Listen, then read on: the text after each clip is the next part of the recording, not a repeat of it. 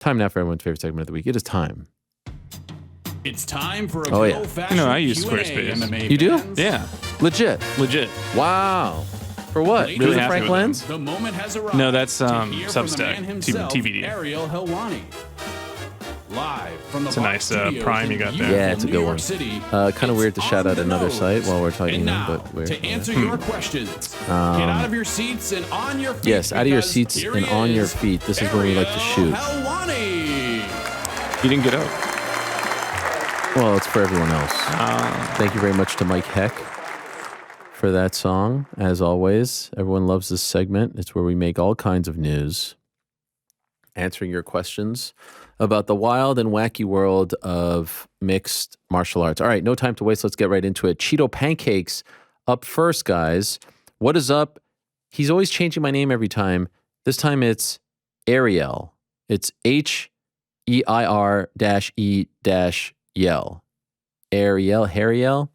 Anyway, has there ever been a time when this many of the most dominant and longest reigning champions all lost their belts within almost a year of each other? Since December 21, we've seen 4 of the top pound-for-pound fighters suffer losses, those being Amanda Nunes, Kamaru Usman, Israel Adesanya, Valentina Shevchenko. As a somewhat newer fan who isn't 100% caught up on the UFC's all-time history, has there ever been a similar time like this in the past? I was talking about this with New York, Rick. The talent pool in the UFC has never been greater. There's never been this many great fighters, in my opinion, this talented, this athletic, this decorated. You can also say that they're lacking the superstars that maybe they had a couple of years ago. The Connors, the Rondas who were fighting actively. Having Jon Jones back is huge. But, you know, is Islam Makhachev, Volkanovski, these types of guys household names just yet? Maybe not.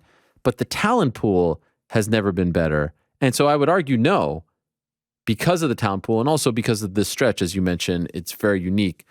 Nunes was, over a year ago, but Usman, Izzy, Shevchenko, yeah. But it's fun. It shows a little parity, new names, big names, winning, losing. It's all very good. But yeah, this is very unique. And I don't mind it. King Tyler, hello. Why is everyone spelling my name all weird? R-E-L and crew. After Saturday, we now have 2 more new champions. Felicitaciones a Grasso. I think I said that. How do you say felicitaciones? You got it. I said it in French. My bad. We now only have 4 champions with active defense streaks and 8 new champions with 0 current defenses. Who of the 4 will lose the belt next, and which of the 8 new champions has the best chance to hold it the longest? Golly. 8 new champions? Well, I mean, I guess Brandon is a new champion, although he was a champion before. I mean, Leon's up next, and I think a lot of people... Who's the favorite in that fight, by the way? Is it Usman or Leon? Usman. Usman. Yeah. The disrespect. By how much? Like minus 200 something. This is crazy. Minus 230, minus 2. And what is Leon? Plus 180. You going to take him, your boy? H-Dow? Plus 205 right now on DraftKings Sports. Plus 205 for the defending champ. For the defending champ. I will say, Usman, very under the radar going into this fight, right? I feel like we don't see a lot of him. Feels like it, yeah. I can't wait. God, I can't wait. What a great... Amazing that we're getting 285, 286. In the span of 2 weeks? UFC Las Vegas, sandwiched in between. What's that one? Piotr-Jan? Yeah. That's what we're going with? What do you want me to call it? Can we go with, why don't we go with UFC Virgin? UFC Virgin. It's happening at the Virgin Hotel. No. That's getting shot down. UFC Las Vegas. It's so dumb. That's the biggest argument against this right now. Everyone's saying, it's UFC Vegas, whatever fill-in number there. This is UFC Las Vegas. It's so dumb. I'm hoping that this will turn the tides to start calling it UFC Apex. The other ones. Yeah. Hate it. Hate everything. No coming on my shirt, huh? What's up? No coming on my shirt. Oh, wow. Look at you. Sitting up high here. I was ignoring it because I mean, there you are just rubbing in my face. Shout out to Ruby SC. 2 clients of Ruby SC. John Wood, DDP, shout out. Wow. So Danny Rubenstein hooked you up? Roots of Fight. I mean, comfortable, soft. You should have heard Joe talking about the hoodie. Wow, Joe got a hoodie too? He was like, this is the softest thing I've ever felt. I mean, look at this. Is this me making my official? I feel like I'm a draft pick here. Oh my gosh. Is that the hat? Recruit. I'm making my commitment to Ruby Sports here. The hat looks good. Great logo. The logo's great. Hat's great. By the way, can I say, of all the management teams, might have the best merch? I would. Who could possibly have better than this? I mean, this is legit stuff here. Is it sad that a management team has better merch than us? I mean, we have no merch. I know, that's why. All they have to do is have one T-shirt. Oh my gosh. Maybe at this one point, day, probably a not. sticker, a coaster, or something. Yeah. Honestly, these are cries for help at this point. Every time I get on here and I'm like, we're never going to get it, I'm hoping that someone is listening. No one's listening. And I know they're not listening because they never reach out to me after they hear my cries for help. I mean, please, if anyone is listening, merch it up. Let's get some merch. Well, thanks to Danny for not sending me any merch. Will P says, hello to Ariel and the rest of the MAR crew. With Jon becoming the latest double champ in the UFC, I wanted to ask, out of anyone who has won the title in 2 weight classes, which do you find most impressive? I would be curious to see what criteria Ariel and New York Rick used for this question. For reference, Randy Couture, BJ Penn, Connor, GSP, DC, Amanda, Triple C, and Jon are the ones who have accomplished it. Thanks as always. So, Couture in the early days obviously was a force at 205, then beats Tim Sylvia. BJ Penn had the massive win over Matt Hughes, and then, of course, the run at 155, and no one thought he was going to beat Matt Hughes at 170. Connor had the win over Aldo and Eddie. GSP had the win over Bisping, of course, at 85, and then the run. DC, Amanda, Triple C was impressive. Jon. Top of my head, and I'd ask New York Rick this question as well. I'm leaning towards Connor or DC. DC beat, the heavyweight, goat in most people's eyes, Stipe. And I know he never beat Jon, so maybe that's a knock against him. Connor beat Aldo in the most impressive fashion and then beat Eddie Alvarez, and it was one of the greatest performances by a challenger in a title fight. And Penn is up there too, because Penn at 155 was an absolute force, one of the best pound-for-pound fighters on the planet. And then he shocked the world with the Hughes win at 170. It's down to those 3 for me. What about you, New York Rick? Remind me of the question. It's which was the most impressive of those singular performances? What was going on? You weren't paying attention? So as I said, it was the one that was the most impressive of those of the double champs. Of the double champs, who, which you find most impressive? Like which? What, you weren't paying attention? No, I'm reading it back for you. I didn't want to mischaracterize. Facts. Which feat was most impressive? Which double champ had the most impressive feat? Meaning, the win at 55 and 70, like if you're BJ Penn, the 205. So you're including the two fights. Man, you don't do it better than Conor McGregor did it. Yeah. You really don't. The way he iced Aldo and then just put on a masterclass against Eddie, like... I'm shocked you didn't say BJ Penn. Hughes and then the run at 55? They were great, but if we're just looking at the 2 performances, those are pantheon, like individually, those are pantheon level performances, and he strung them together. And so I guess we could even dissect this question even more, because are we talking about the victories in the weight class, the first initial? So like, would it be Shogun versus Jon and Jon versus Gane? And then Jon versus Gane, yeah. That's Jon versus Shogun was a filthy dismantling one. Triple C beat Marlon Moraes. That was not beat DJ. But that was not a one-way traffic performance. I mean, there's argument that he lost that one against DJ. Yeah. He definitely didn't look... Couture thoroughly dominated Tim Sylvia, but does Sylvia get that kind of respect? Probably not.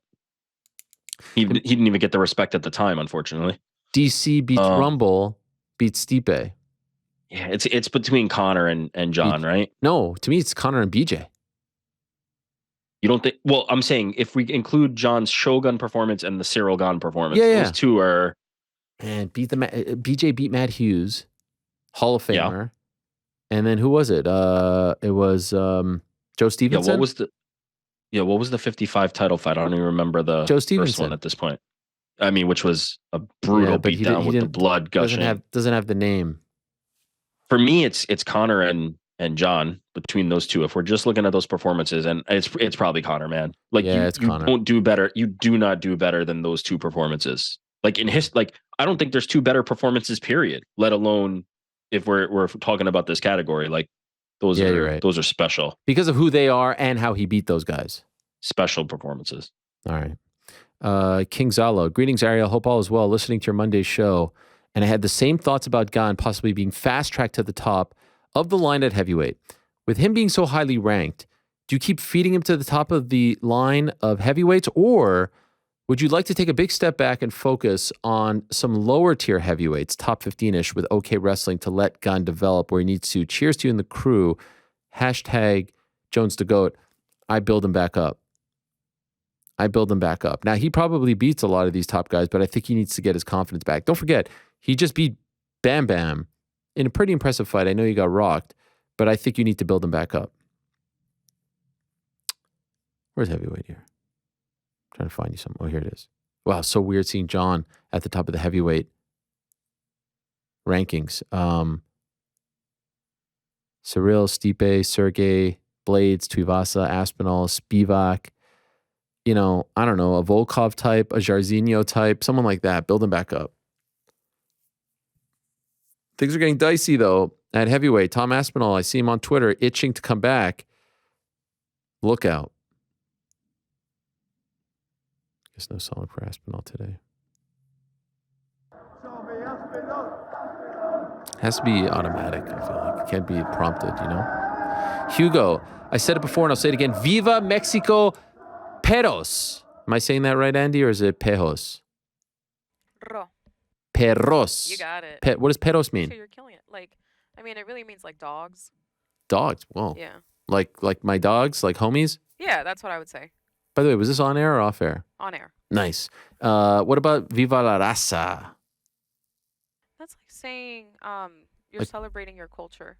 My people. Pretty much your race. Yeah, but Oh, your people. Yeah. Raza is race. Raza literally means race. Yeah. Ah. No, was that on air? I don't know. Also on air. I don't know. There used to be a Mexican wrestler named Conan who would come on the mic. He's like, yo, let me speak on this. Viva la Raza. I used to love that. Even though I wasn't Latino, I just like to say it. Hope you guys don't mind. That's 3 Mexican-born champs. The magnitude that this means for our country is immense. Out of the 3 title-winning performances, everybody wrote off Alexa, and looking at Blanchfield as the next contender, yet prevailed and slayed the dragon. Rate each performance as level of difficulty and emotion afterwards. All right. Brandon Moreno beat Davison Figueiredo. I guess we could talk about the first time. That was a big win. Yair gets the interim belt, so it wasn't against Volk, but still very impressive. I think you have to do Alexa over Valentina. Pound for pound, number 1, plus 2,500 to get the sub. Incredible finish. The whole sequence was incredible. The submission was incredible. The way in which he did it, the time of the fight. Yeah, it's Alexa Grasso. That was like a cool position you did. Were you comfortable?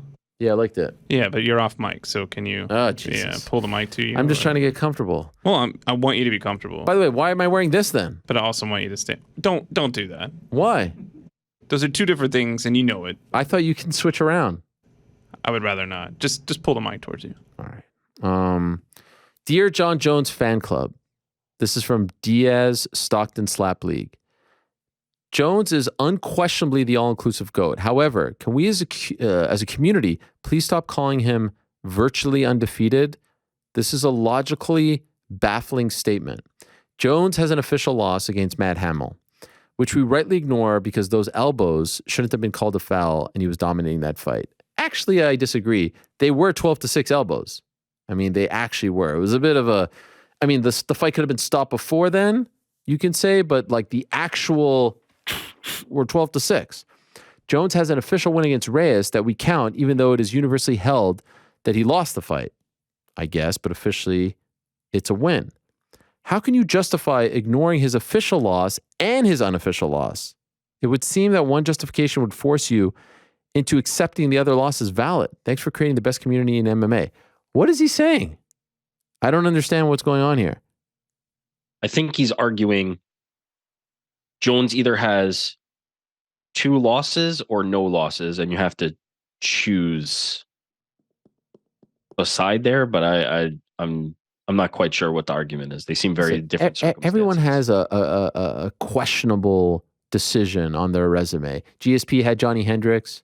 Jones has Dominic Reyes. Khabib has the one earlier in his career. Who's it against? Tebow, Gleison Tebow. He has that one. Everyone has that one, right? To me, we skimmed through the Hamill fight because that fight could have been stopped before the 12-6.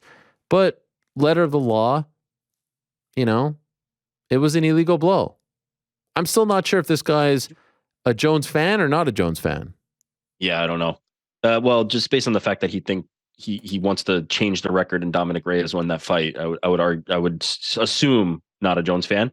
But like, does anybody actually, other than Dana White and maybe John, seem to care about the Matt Hamill DQ? Like, I think we've all kind of collectively we all decided we don't care about it. Dana White's still trying to fight this? It's bizarre. Yeah, he said it at the press conference on... But the Matt Hamill DQ wasn't a mistake. Like, we've seen... No, he dropped illegal elbows. Yes. It's just like, I think we just hate the fact that that's the only one. Well, yeah, I think we look at that fight and it's like, first of all, this could have been stopped 2 minutes ago. Second of all, like, yeah, maybe you stop it, reset, figure out what's going on, and then we can restart the fight. But like, nobody really gives much credence to it. Like, you literally never hear about Matt Hamill anymore. Like, it's just not a thing. It's just a weird thing to still keep talking about, harping on, I don't think anybody but Dana White is talking about it. I haven't heard Matt Hamill's name in a decade, and Dana White brings it up. Him and Mazzagatti, like, can we leave Mazzagatti alone? The poor guy. I mean, there's reasons to be. He's not even in the sport anymore. Leave the guy alone. By the way, we've had worse refs than him. We've had worse refs than that guy. How did he become the poster boy for all the bad refs? It's pretty bad. There's literally worse refs that they still use. By the way, could we have that same energy about Douglas Crosby and company? Like, we don't talk about those dudes. It's a fair question. Who actually affect wins or losses more than the Mazzagattis of the world. Yeah. Mazzagatti had two really egregious moments. Brock and Frank, right? And this one. He had a lot of bad ones and he was like unsure of himself. But like, those are the two big ones. Were you looking this up now? Poor guy. Yeah. That's exactly what I didn't want to do. Can we let him be in peace? Did Chuck... unless I'm crazy...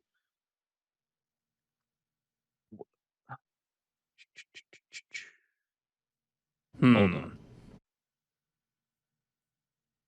Did Chuck, I think Chuck did a feature on Mazzagatti at one point. And it was great. Yeah. Look, yeah. He seems to have been singularly singled out. I agree with you. Mm-hmm. That was very redundant, but he seems to have been singled out. But yeah, it's okay. It's okay if we don't give him love. In any event. What's up, Ariel? Regarding Monday's discussion about the biggest / most influential American UFC athlete, the first name that came into mind was Chuck Liddell, which you guys also brought up. However, wow, he's about to hit us with a good one here, Rick. After thinking about it more, it's crazy that no one thought of Brock Lesnar in that conversation. We really blew that. Of course, Brock Lesnar. I'll be honest. Yeah, but I think of him more as a WWE product than almost a UFC. I know. He helped explode the sport. I mean, for sure. It's silly that we didn't mention him and to ignore him, but I'll be honest, I do consider him more a wrestler than an MMA fighter. I know, but UFC 100 was gigantic. They bring him back for... It was massive. Yeah. He's definitely one of those guys that helped take the sport to another level. I think I would have had him in the top 3 with Chuck and Ronda. I think that's fair. What are your boys' thoughts? You and the boys' thoughts? As always, there's no show like the MMA Hour. Yeah, I agree with you. You nailed this. He's right. Andres. He's right. He's in there. In terms of the Mount Rushmore of the biggest stars in the history of UFC, he's on that. He's on that Mount Rushmore. No doubt about it. 100% right. Yep. Leroy Jenkins, Ariel, as you discussed Monday, Dana said Reeve Francis, he'll never be in the UFC again. I never say never, but I'll give you a never on that one. I feel like he said never before too. Didn't he say women would never be in the UFC? Anyway, I've been watching MMA nearly 20 years, so I've forgotten about more Dana nevers than I can remember. And Ngannou versus Jones before the end of 2024, book it. Wow.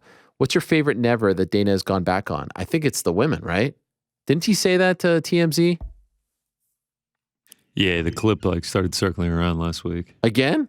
Yeah. Because of this? Yeah, it's like him getting in the car. Yeah. Like, when are women going to be in the UFC? And he's like, never. Amazing. Then they all start laughing hysterically. Oh, here it is. 2001, Dana White. The quote is, women will never fight in the UFC. Wow. All right. So that's probably the most famous one. Secondly, is there a Pat? You know what's another famous one? I mean, this might be a bit of a... Out with it. Out with it? We got to hear it. Eric's saying no. Don't do it? Oh, man. No. No. Do you know what I was going to say? Then Eric should say. What year is it? What year is it? Do you remember what year? No. Okay, Eric, people who are listening to the podcast we have to hear now. We have to hear now. I mean, Eric is the moral compass of this whole thing, of this whole operation. If he says no, I mean, you know, after UFC 199, he'll never be back. And then like 3 hours later, he was back. If you know, you know. GCN. Was that the one you were thinking I was going to say? Okay. Why aren't you talking, by the way? Just taking a vow of silence. I'm just trying to get out of here as quickly as we can. Let's just keep it moving. Secondly, is there a path for Jon to become the greatest heavyweight of all time? Yes. Especially in the heavyweight division. That's like maybe the easiest one. Now, I'm not saying that they're easy fights, and I think that there's some young guns in there, but you don't have to defend as many times as, say, middleweight, welterweight, etc. Say it one more time for me. Leroy Jenkins. Now, nice. Moderator Lewis wrote, there's no way Ariel knows what Leroy Jenkins is. This name is an old popular meme. I'm sure Frank knows it, he wrote, as context. He was right. And then he gave me a link to context. I have no idea what this is. It's an old World of Warcraft thing. Is it? Yeah. As soon as you said Leroy Jenkins, Frank looked at me and then we both started cracking up. Who is Leroy Jenkins? Look, I'm going to be really quick about this. There was a group of people who were getting together to play a game. They were strategizing where they were at, and then they noticed that one of the characters was kind of unresponsive because apparently this guy wasn't even at his computer. So then he comes and he sits down and he's like, let's do this. And he goes and like rushes into whatever the team was trying to get together, and they lose. And they're all pissed off at him because they're like, why did you just rush into there? You obviously weren't paying attention. But the best line is that he implies that he was off cooking chicken because he was like, well, you guys are all upset. At least I have chicken. None of this is going to make any sense to you. They were trying to coordinate an attack, and he just decided to hero it, and he screams Leroy Jenkins while he's doing it. That's the entirety of it. He gave me the audio. Yeah. I mean, how do you not respect that? Yeah, that's great. I mean, this is like, what, 2008 meme era? 2008. Yeah, this is old. Is this like the LeBron James kid? LeBron James? No, it's way older, it's older than that. And more like nerd culture-y, more This is like Greg Jennings. Yes. I don't know. Meme era. Put the team on his back. What? Greg? Oh, no, is it Greg Jennings or is it? Oh no, it's Greg Jennings. Yeah, it's Greg Jennings. Darren Sharper. Oh, that one too. The hardest hitting safety. There's a Madden clip where an injured Greg Jennings in Madden catches a pass and runs like 90 yards for a touchdown, and the guy is just saying, "Greg Jennings, he put the team on his back, though," and it's just you had to be there. You had to be there. Can I tell you? But Leroy Jenkins is a deep pull. Can I tell you two things that really annoy me? Every month or so, on one of these social media sites of the big networks, they always pull out the kid meeting the EA Sports guy, and like the quality of this video is legit. Like it's like from 2012. Oh, and the caption is always like, he met the EA Sports guy. Yeah, that guy is like 40 years old now, that kid. EA Sports. It's in the game. You know that clip? They resurface it. I've probably seen that clip like 9 Can you tell your... No, but they put it as a new clip on ESPN all the time. It's like, he met the... Okay. And you know one thing that really annoys me, Rick, is when they do the he thing, right? Yeah. He couldn't believe... I was like, who the fuck is he? Who's the he? Can the kid get a name? Why do they do that? It's such it used to drive me nuts when you would do it on the ESPN MMA account. We tried not to. I don't think we did it a lot. He dedicated this one to his mom who's sick. Who is sick? And who's the guy that dedicated that? And then the other one, which I brought up yesterday. Can you guys explain this one to me? What is with the shocked faces on all these thumbnails? The shocked. I click on all the YouTube and it's like. And it's like Bisping does it now. DC does it now. It's the algorithm, bro. Mr. Beast started it. And now Logan Paul does it all. Jake Paul. I'm like, why? First of all, what are you guys so shocked about? And isn't the picture supposed to be of something from the show? Like, oh my God. That's the point. Gets you to the video. But they just want you to click. They don't care if you stay. Dude, go on Mr. Beast's channel, and that's all it is. The whole channel is all shocked thumbnails. Great videos, though. But by the way, when people say it's the algorithm, what does that even mean? Come on, man. It's the algorithm. The algorithm is able to see that your face is shocked and thus is going to boost your video?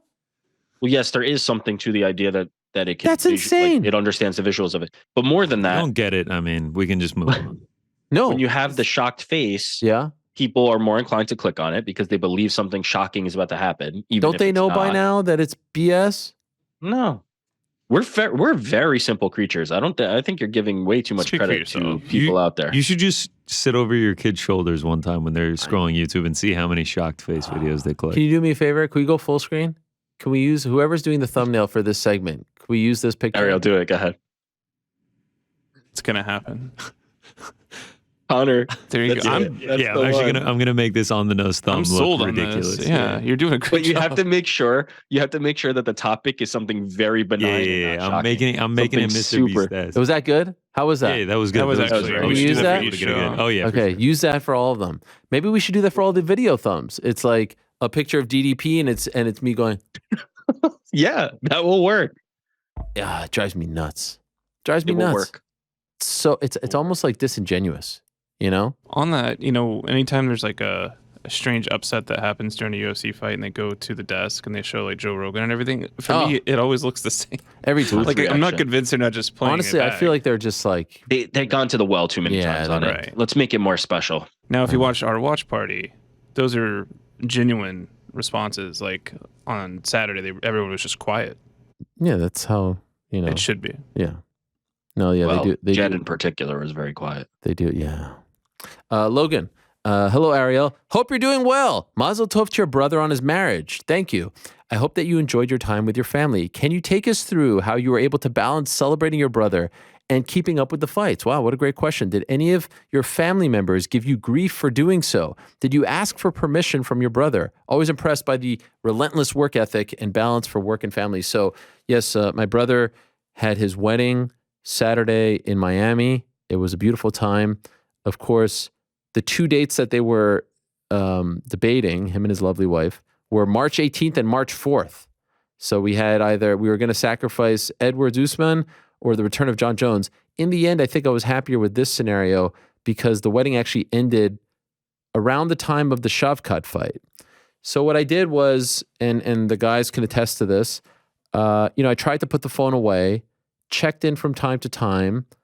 They were giving me updates. Ian Gary got dropped, this and that. Checked on Twitter, but I'll admit I wasn't watching those live. I mean, time and a place. I mean, I can't be watching that in the middle of a freaking wedding. And I'm trying to enjoy it. First time my family's together since 2018. So it was a big deal, taking pictures, kids, having fun, daughter, flower girl. It was a beautiful time. I mean, how many times do we get these moments? And there's a UFC fight every week. So, I had to do it. But then as the main card was rolling, there was a part of me getting a little bit antsy, like a little FOMO. What am I missing? What's happening? All this stuff. And, the party ended at around 10:30. It was an early-ish one, ended around 10:30. Kids were, at this point, asleep. And so what I did was we went back to the hotel. Everyone went to bed. And then I just watched. And I was actually a little bit worried. I was getting sleepy. I was getting a little bit sleepy. And I'm in a dark room watching on my phone on ESPN+. I was getting worried that I was going to fall asleep before the Jon Jones fight. But then I actually went outside. I went for a walk. Kid you not, someone stopped me on the street and said, "Why aren't you watching the UFC?" I was like, "I'm watching it right here. It's on my phone." And then I was thinking, why aren't you watching the UFC if you know who I am? But I didn't ask that. Yeah. And so then what I did was, very excited about this, fly home Sunday, and I had 3 hours to watch the whole card. And I just went on ESPN+. They did a great job of this. You could just go. So I went through the fights that I wanted to see first. Ian Gary, Bo Nickel, DDP. So I got to see everything from Shavkat on live. So those were the last three fights. So I just had to see the two previous main card fights. And I got to see it all. Life is a thing that gets in the way of our UFC watching, but no regrets. And in the end, I knew, by the time Leon and Usman rolls around, this is going to feel like it happened 10 years ago. Also, I will say, it's amazing to me, and I mentioned this a little bit on Monday, just how big the sport has gotten. Like, if I would have a family gathering of sorts, and it was at the same time as, say, I don't know, even Conor back in the day, not that many people are talking to me about it. This weekend, so many people wanted to talk about Jon Jones. People on the street, people at the party, Jon Jones, who's going to win, he's back, all this stuff. It's just amazing the popularity of the sport and how much people know about it now. Crazy. So yeah. Mazel tov to David. Can I ask you a question? Please. Did you have a hand in steering the dates? Like, were you consulted in terms of I didn't say one anything. or the other? No, I didn't say anything. Okay, so you stayed out of it. You kind of just got dealt the hand. It was just a thing. It was just a thing where they had openly said, we're looking at this day or this day. I also think Elimination Chamber weekend was discussed, which would have been a dicey one too, considering what happened in Montreal. But then ultimately it was March 4th and, just had to go with it. What am I going to say? Oh, Jon Jones is fighting. Can you change your day? Also, or maybe not. Or maybe you let it ride because you care more about Leon versus Usman. You just say, hey. That's true. That's true. No, and I was happy with that because Leon Usman would have been like in the middle of the day. And so at least, here we got to go to the pool, the beach. And this felt like the best of all worlds. Yeah. Ariel, was your sister there? Yes. She never gets any shout outs, according to her. So you want to... It's so funny you say that, Frank. Oh, no. Did she tell you to say this? I don't have to answer that. So this morning, it occurs to me that it's International Women's Day. And, I wanted to give some love to my wife, my daughter, my mom. I posted something on Instagram. I kid you not, within 60 seconds, I got a text from my sister. No joke. This poor Excuse me, 5 exclamation marks. Your sister? I was like, holy shit. I didn't even know she got it that I just pressed post. So then I had to go in and edit sister-in-law, mother-in-law. But I couldn't add a picture. I'm sorry. I mean, by the way, at that point, where do I draw the line? Sister-in-law, mother-in-law. Where do I draw the line? The nuclear family is kind of important. Yeah, I kind of blew that one. I don't know. The women in my life. That's what you could have said. All the women. You could do it like you do the Run a Show, like et al. Et al, yeah, etc. This is the problem. Once you start listing, you get in trouble. Once you start listing, you get in trouble. Honestly, first I was just... Connor's right. You go general. You go up. You go up the hierarchy and just say just Hollywood everybody. Not even the women in your life. All women. Period. Yeah. Cover everybody, and then you're done. No picture. Nothing. No, you post a picture and get a custom graphic have to made. Be specific. A custom Helwani graphic. I'm sure you have pictures with her at the wedding. You post a picture of just you and no women, and you say, "Yes, I love all women. Happy International." Me with a shocked face. Yes. Yes. And then say, "Shout out to all the women in the world." You will offend nobody, and everybody will be happy. It's perfect.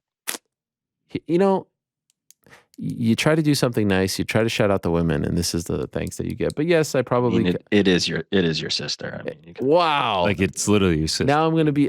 My palms are sweating. You grew up with her. Good. Yeah. No, you're right. But she knows I love her.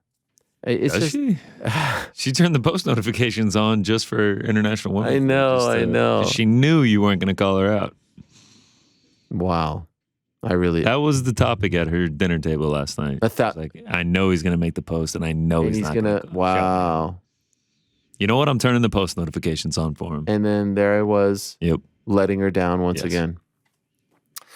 All right. I need to work on that. Connor unless we have our next guest. Do we have him? Not yet. Okay. What? Oh. You just sent me. Dana White's PR guy just posted a picture of me doing the shock face, but I read his handle first. Not exactly the best handle. Hey, Ariel from Connor from Canada. How do you think the UFC should approach inactivity when it comes to matchups and rankings? This is a bit similar to New York Rick's thoughts on immediate rematches in the sense that divisions are being held up by fighters sitting out so long. I get that the rules should be a bit different for Stipe, given that he's the heavyweight GOAT. But he also did sit on the number 1 heavyweight ranking for 2 years, despite losing in his last fight by KO and not fighting for 2 years. How do you think the UFC should incentivize fighters to stay more active? It's a little tough. I don't know if they can incentivize them, to be honest. I mean, as we said on Monday, it's a bit of an indictment on the upper half of the division, or you could look at it a positive way and say it's a nod to Stipe's name and legacy and resume and what he has built. But I can assure you this, if Jon Jones isn't fighting right now and isn't the heavyweight champion, if he would have lost that fight, they're not rushing to do Gane versus Stipe, in my opinion. It's only because it's Jon Jones' greatest ever at 205 and greatest ever period in most people's eyes against the greatest heavyweight champion of all time. That's why they're doing this. If Curtis Blaydes was a champ, they're not rushing. So that's why I mean, like, Stipe doesn't have a ton of leverage, and I actually think should, thank Jon. I know he's not going to do that, but Jon's return opened the door for him to return. I wouldn't be surprised, A, if this is his last fight, and if Jon didn't come back or lost, if he never fought again. Ben, hello, Ariel. Following Jon Jones' victory on Saturday, I don't think enough people are talking about a potential future matchup with our favorite Tommy Aspinall.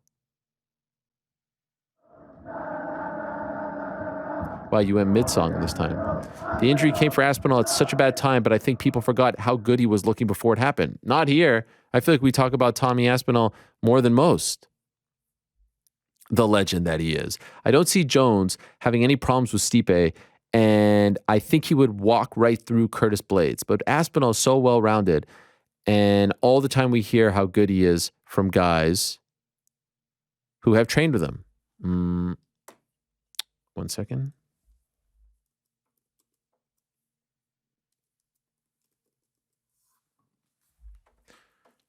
Let's see something here. This is what I gotta...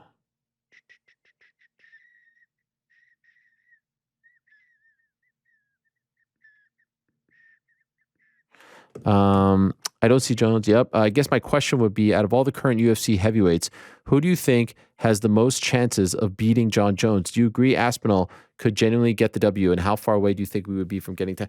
The question is, how long is Jones sticking around for?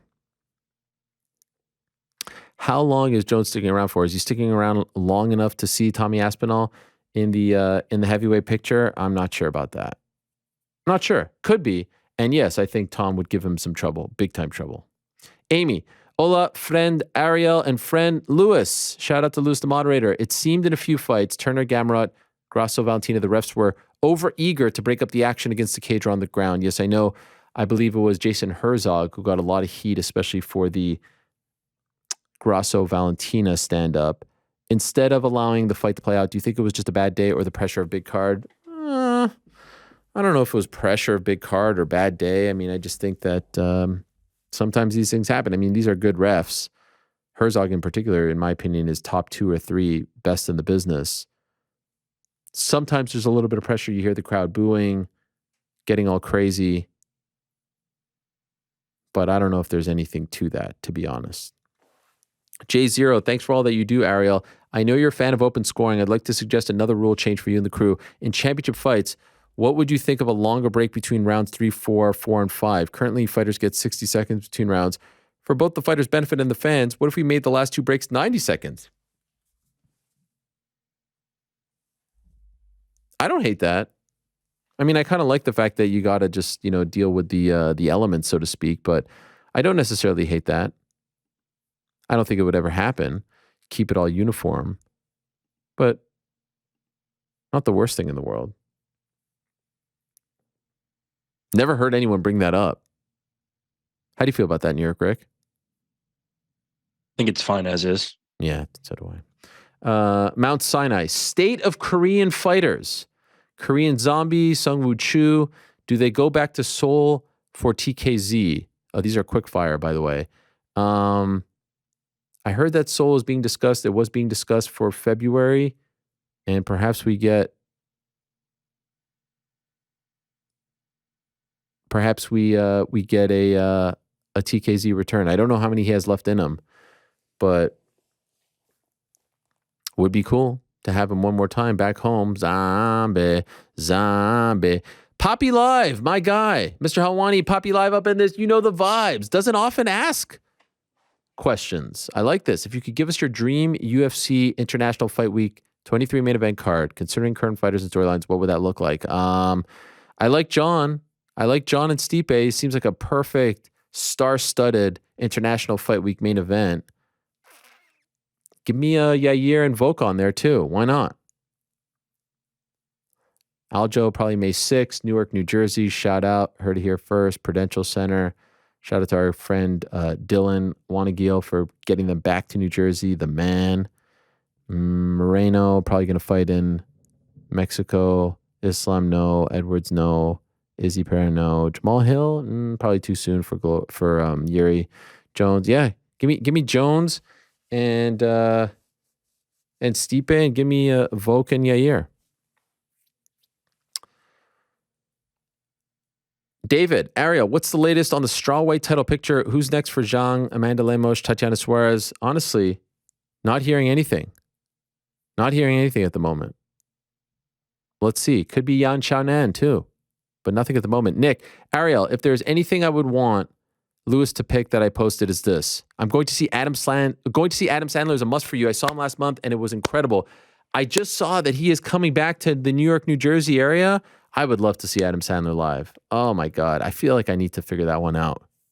Have you guys ever seen? Figure it out. Have you seen him? What kind of show is he doing? Is it like stand up? No, I think it's music and comedy, and like Rob Schneider comes out. A variety show. It I'm sounds sure he like puts on a good show. Even Diaz went. Nathan went. He specifically asked for tickets. He showed up. They took a picture. I don't know if there's a concert, an event that I would rather see more than that. Him singing the Hanukkah song. Have you seen him? I have not. Frank? I haven't. I'd love to go. GC? No. I feel like you guys don't like Sandler as much as me. I like his movies. The Sandman? You don't like his comedy? I love Sandler.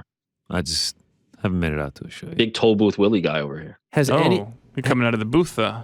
Has anyone seen the Chris Rock special? No, yes, this is on Monday. I haven't seen it yet. I'm looking forward. By the way, I'm not sure if you know this. Today's Wednesday. It's been 2 days since I asked you the question. You could have watched it yesterday. Yeah, I had a little bit of work to do. Had a day off. Okay. I guess that's what we call it now. Rick? I'm looking forward. I haven't seen it yet, but I am looking forward. What is it on? Netflix? Yeah, I saw someone post a clip about him talking about the Will Smith thing, and they were roasting him for it. I don't know. I mean, he stayed quiet for a year. Like, can he not speak about it? And isn't this the perfect place to speak about it? Yeah, I think they're sniping. They're pulling out things out of a long live special, and that's the appeal of this one. It's live, which is not what you commonly see for comedy specials. Wait, it's live? Yeah, he did a live special. What does that mean? The special was live. It was recorded live. It's a live. It's not cut up from. He did 6 different tour stops, and they cut up the pieces and put it together. Aren't they always like that? A lot of them are. Yeah. Yeah, they're in front of a live audience. No, opposite. Yeah, they're in front of live people, but they are recorded and they are edited. This is just oftentimes from multiple different locations, right? They'll tell a joke better in one location than they did in the next one. They'll cut it. They'll take that part. They'll put it on stage. And this is just one take. Other part. I was on a Lewis one Black take. It's a production. live show. Wow. Oh, nice name drop there, Frank. Sorry. Louis C.K.? Way to go, Frank. No, Lewis Black. Oh, okay. Is that our homework this weekend? We all got to watch the Chris Rock special? I mean, people keep talking about it. We're back on Monday? Please. I actually haven't seen anyone talking about it. I think that's why. Yeah, comedy specials are often not taped. You haven't seen anyone talk about this on Twitter? No. The clip has like 11 million views. Really? Yeah. I don't even know what the special is called. I don't know anything about it. Wow, look at you. You're so right, into the MMA world that you've completely... Yeah, I mean, that's pretty much it. I'm spending hours taping UFC Las Vegas. Thanks. I don't have time for Chris Rock specials. Thank you. And coming up with fire memes. I mean, how much time does the guy got? I mean, listen, we got Bellator 292. I spent 3 hours taping Enrique Barzola versus Eric Perez. Come on. Hello, Ariel and MMA crew. MMA Hour. Question for established babyface GC. I don't know. Is he eating? Is he in the bathroom? Are you good? Well, no, now I've frantically shoved. Okay. I don't want you to have indigestion. As a newer MMA fan, what past UFC era fights or fighters do you wish you would have been a part of the fandom for? Good one. What pros do you think there are to being a newer fan of the sport? Thanks as always, Juan Sanchez. Man, I mean, the GSP career, Yeah. I just feel like I don't think I ever watched any of those fights live. And then if I was as deeply ingrained as I am now during the McGregor run, like the build up, like if I got to hear about him, Cage Warriors double champ coming over to the UFC, being aware of all that, and then seeing the rise of the double champ, I wish I could have seen that in real time. He has the pros of being a new fan. Yeah. I mean, it's new. I don't know that much about it. It feels like there's just so much. It's fresh to you, right? It's like me with English Premier League. I'm like, oh, this is great. Relegation, love this, even though I was a fan back then. But, it's anything different, fresh. By the way, are you into college basketball still? No, that completely died for me. Wow, so tournament coming up, you know nothing? Don't know a thing. Who's number one? We are hosting a bracket. Yeah, I heard. Number one is Houston. What? I think. Slama Jamma? Yeah. Damn, I didn't realize they were good. Yeah. I couldn't tell you if they haven't been. I've always been more of an NBA guy, but this year, no, very little about college basketball. How was Devils Leafs? Oh my gosh, it was fantastic. Prudential Center is a great arena, right? Great arena, easy to get to from my house. Like the performance, the production of the game itself was great. Arena was next to sold out. Went to a bar beforehand, and it was packed out. People were hyped up. Top 5 matchup in the East against the Maple Leafs. Were you rooting for the Leafs or the Devils? Devils. Jersey guy now, so I got. Yeah, I know, but your friend, Leafs guy. Yeah. Well, the Leafs ended up winning in a crazy game, so I was happy for him. Yeah, I mean, it was a fantastic time. Didn't know they did the Ric Flair thing. Ooh, Didn't know Ric Flair was a Jersey guy either. Not. Oh. He's a Charlotte guy. That's what someone told me. Really? Yeah. I was like, why do they do the Ric Flair thing? They were like, oh, he's a Jersey guy. I was like, oh, no, all right. Not even close. Yeah, I would definitely go back. Maybe playoffs. Perhaps UFC 288. That's what I was dreaming of. I was like, man, these would be great seats for 288. Not going to lie, I got a nice hookup, club seat. Wow. Food, yeah. Wait, you were in one of the suites? Not the suites. It was club level. Okay. But free food. Yeah, tremendous. Living nice. Cake pops, cannoli. Oh, I know that area. Yep. Shout out to Dylan. Gonna be tough to do the watch party from the club seats, though. That's TBD. Negotiations are happening behind the scenes right now. Chris, hello, Ariel from St. Louis Obispo, California, home to the great Chuck Liddell. What are your thoughts on the rapidly approaching Bellator and UFC 300 events? What do you think they will look like, and what steps should they take to make them special? Well, we know the UFC will make 300 special. They've made 200 special. They made 100 special. Even 200 felt extra special with the yellow mat and all that stuff. Bellator, I think, has dropped the ball on the anniversaries or those 00 events. Like Bellator 100, what was that? Bellator 200, what was that? They're at 292, I believe, this weekend. So it's going to happen this year. Do something. Do a big card. Do multiple. I don't know, something. Celebrate it. I would love to see them do that. Do something out of the norm. Let's see. But I think it's a little too soon for. I mean, it's happening next year, 300, but a little too soon to know who's going to be in the mix. UFC will do something special. I don't know if Bellator will. I hope they will. I actually have a question about that. Yeah. Based on the way the calendar's set up, it looks like UFC 300 would be around May of next year. Oh.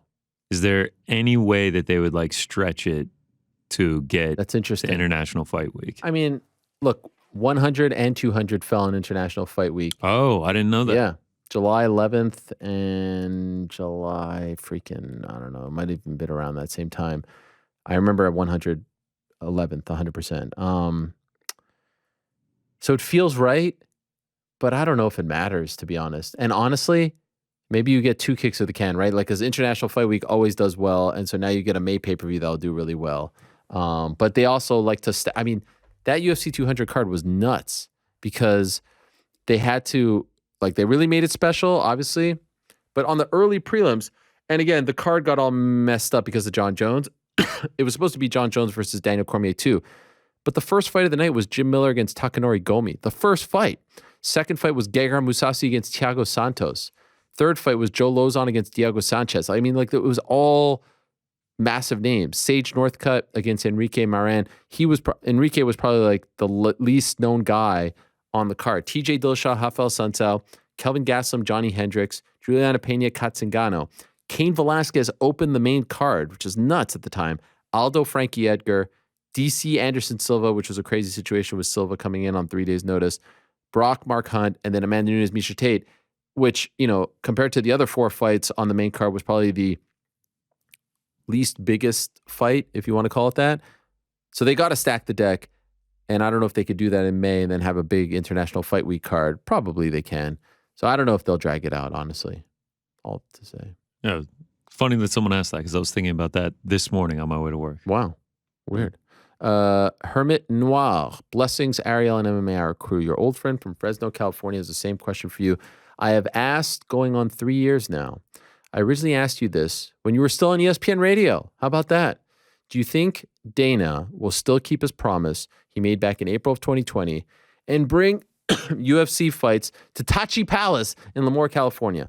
After Governor Newsom shut down the idea due to COVID, we haven't had a UFC event come to the Central Valley since UFC Fight Night 123, Ortega versus Swanson. Any updates will suffice. Wishing you and the crew nothing but health, wealth, peace of mind. Thank you as always for all you do for us MMA fans. I've heard nothing. But yes, you'll recall, talk about a never that didn't come to fruition. Here's a promise that has yet to come to fruition. Dana said that he would bring an event to Lemoore, to Tachi Palace, because that was going to be the place that was going to host the events in April of 2020, and they haven't done it. I don't know why. I'm going to say they eventually do it for a fight night, but, it would be nice sooner rather than later. Shout out to A1 Combat, Uriah Faber's organization. They did bring an event there recently, and that was cool to see. And it's one of the more historic West Coast venues. Would be nice to see them do it, especially since they were sticking out their neck, obviously bringing in some money too, but a lot of people were shutting their doors on the UFC. They weren't. Would be nice. Toronto Mike D. First, I just want to say it's great that the 30 million Ontario residents can once again bet on the UFC, and it happened just in time for GC to get back into the green. Yahoo. Now, with all due respect to Virna Jandiroba, what are your thoughts on putting the word out for a fighter to walk out to the hottest song tearing up the charts right now? The hit record by the one and only Rick G to Profit with the MMA Hour remix. I would recommend he doesn't have the show's name in the title to help it get approved. But if a fighter were to walk out to that on a main card, it would be so freaking epic. It may even have to immortalize them on the back of your laptop there. Wow. Could you imagine, Frank, someone walking out to that song? Yeah, it'd be great. Oh my God. I should have mentioned it to MVP. I feel like we have a shot with a Bellator fighter, a PFL. Do they say my name at the beginning there? They say heel nose, which is practically your name. Do you think we could get away with it, or do you think it's too on the nose? I don't know. I think if anyone put any sort of research into it, they would find out that it's... I'm shocked they didn't stop Virna and Jesse Jess. Those were normal songs, though. I know, but this is a normal song. It's a banger. It was a victory for us. I mean, if they hear the song, like, it'll be like, what is this? Let me tell you something. If in fact someone does do that, what is the reward? Yes, we'll get a custom sticker made and put it on the back of your laptop. That has to be it, right? Yes. If they walk out, I mean, imagine if they were on the main card too. No joke, though. When someone picks their song, do you think there's a team, there's a person that listens to it? Yeah. Or are they just like, oh, whatever, we'll put it on the playlist? Oh, famously, Dana White used to tell people, I don't like that song, pick another, or I'm going to pick this one for you. Wow. Back when he was like more involved, or? Which is kind of crazy because, like, if that song means something to you, let it mean something to you, right? Like, Yeah, I mean, like, right. Shout out to the cough button, man. You're doing a good job. Apothecary, Persian apothecary. And by the way, again, if anyone wants to do it, that would be epic. Not to put any pressure, but it would be incredible. Ahoy, Ariel. From the way you've given advice on awkward situations in the past, I wanted to get your opinion on how I should handle a situation I run into frequently. I work in a hospital, and whenever I need to get to another department, go to lunch, or really any sort of journey, I always pass the same front desk worker manned by a coworker. I politely say hi or try to come up with some small talk, but then it starts to get awkward the more times I pass. My question is, do I need to say something / acknowledge them every time I pass by? I tried to have something different to say one day, and I said, hi, weather is nice today, only a few days until the weekend, etc., but it got awkward real fast. I can sometimes pass this front desk upwards of 10 times. Looking forward to your words of wisdom. This is something that I would stew over. This is something that I would dread. This is something that I would try to find a different route. Oof. Just to avoid it, even if it added a few minutes to the journey. Yeah. Ultimately, I would say, It's almost like you have to make light of the situation and say, hello again, or hey. Right, like, it's me again. You could try to pull the move where you're looking at your phone. Nah, they could see right through that. No one does that. There's a door attendant at the other building I work at where I'll say hi, and then he always says, good morning, good morning. He says it twice. That's like his. So that's the thing. If you have a thing, you could just say that, right? What if you're like, oh, yeah, that's a little impersonal. Be like, snoochie boochies, and just walk by. Here's the thing. If you're doing it 10 times and you're there for 8 hours, like, you don't have to say hello every time. You don't. That's what you think. You could be on your way, like, and I don't even think the person sitting at the desk expects. Honestly, that person is probably thinking the same thing. And by the way, if you're worried about this, your 10 trips, think about all the other people that are going all those other times, back, forth. And that person has the toughest job, not you, with all due respect. Am I wrong? That person has to sit there and say, how am I going to say hello to X, Y, and Z 10 times today? And think about how many people are probably walking back and forth. I feel for the person at the desk.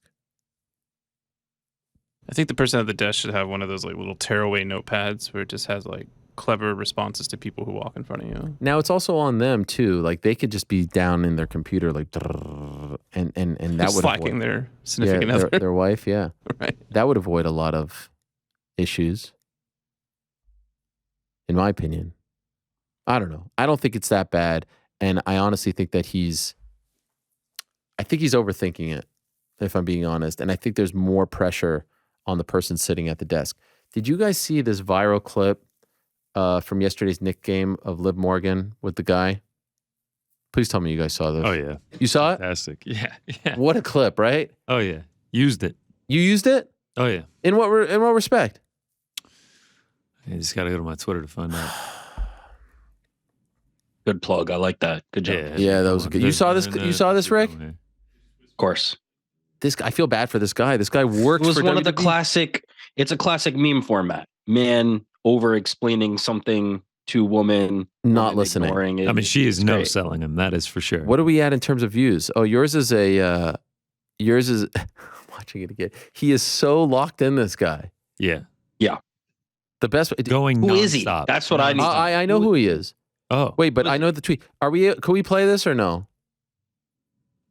Your tweet is Sue Usman was pound for pound #1 up on the cards going into round 5. A lot of people thought Leon had reserved himself to lose a decision, but not me. No, I knew that isn't the cloth from which he is cut, And now they fight again in Rocky's home country. Anyway, pound for pound headshot dead. Yes, it's true. This is an amazing clip. I think because I was watching the game. I saw it as it was happening live. I was like, oh my gosh, this poor guy. Now, who is he? Explain this. He works for WWE. He's like they're in their live events. So she's there to promote. I think WWE's coming this weekend. I think it's Sunday. So she's there to promote that. And she was doing promotional stuff. And this poor guy is probably explaining I don't know. Now, as a wrestling reporter, yes, you're right. I should. You know what? I reach out and find out what he was saying to her and put that report out there and take over the wrestling world one more time. Now, will that report be met with cynicism? Hey, like if I say, you might not trust it. Here it is. Here's the moment. Here we go. So she is clearly thinking, looking up. This is my read on it. Yeah, she's a performer. I think she's like focused. Now that's looking down. Thinking. Is this the same moment, by the way? Because it seemed like the angle changed. Yeah, the clip reset. She's doing the yup. I'm playing with the hair. No eye contact. Looking up. At one point, she's now dancing. She's focused on everything but what he is saying. At that point, she's looking down. I feel bad for this guy. Are we sure that he's talking to her and not like someone across from her? Because that's come on. No, there's a point here. I'm rewatching it on Connor's feed. And there's a point where she's like, "Yep." She's like saying something, but it's in a very sort of, "I've had enough." Now it seems like a lovely guy. And by the way, she looks focused. That's my read on it. She looks like she's like locked in. She knows she has to do something, and he's giving her like that last little bit. And she's. By the way, like, she looks focused, but not on what he is saying. That's the problem. No. There is one moment where it looks like he's looking across her at someone else. No. Thanks. This is a loud arena. There is no way that he is talking to. Yeah, there's no way. I feel terrible for him because I feel terrible too because he's so into it. He should mega viral. Yeah. What's worse, this or me explaining to Sky Nicholson about Alexander Volkanovski? Because a lot of people gave me shit for that. That was much worse. But like, that was much worse. This is close to being. She at least was locked in. I don't know why I got shit for that. I mean, she was locked in because she wasn't in an arena. Had y'all been in an arena and you were no saying chance the same she's of things? interest? Yes. I mean, this is that happening, but this just happened to take place. Wow. A lot of people said that I went too far on that one. I thought a fellow countrymate, like you're into it. No. Anyway, speaking of what you said, Mr. New York Rick, I did do my journalism and I asked her about the clip and she was aware, Flex, she was aware that, and she said they were having a laugh and that he worked for WWE and they're friends and, Yeah. Of course, yeah. What else was she gonna dead emoji. I even said, yeah, but that's it. She didn't say what the combo was about. Oh, I didn't. Well, I didn't want to put her on the spot because it clearly seemed like she wasn't listening to the convo. To be honest, your Jon Jones poster just fell, Rick. Uh, you're gonna have such to a fix it distinct sound. when you get back here on Monday. What an Anyway. omen. Use double-sided tape. That's all. that was tremendous.